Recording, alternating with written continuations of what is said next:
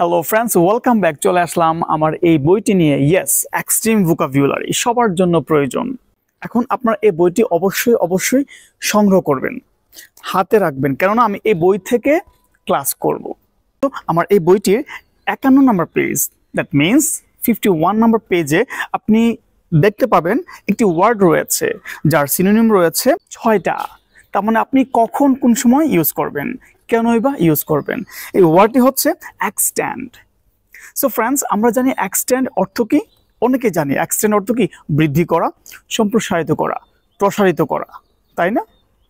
এখন আপনি কথা বলতে গিয়ে আপনি এই এক্সটেন্ডের পরিবর্তে আরো ছয়টি কি করতে পারেন, সিনোনিম ইউজ করতে পারেন। আর ওই বিষয়টি আপনাকে কয়েক ধাপ এগিয়ে নিয়ে যাবে।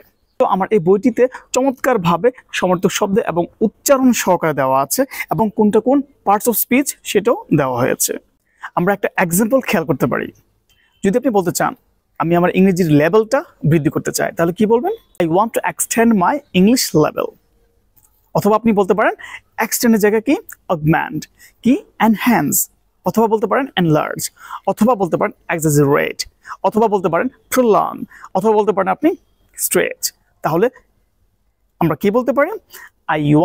We want to stretch our English level, we want to enhance our English level, we want to expand our English level, we want to augment our English level. So অনেকগুলো সিনোনিম দিয়ে আমরা অনেকগুলো বাক্য তৈরি করে ফেললাম। সুতরাং আমরা আমাদের এই বই থেকে অবশ্যই কি করব, চমৎকারভাবে শব্দ ভান্ডার শিখে ফেলবো।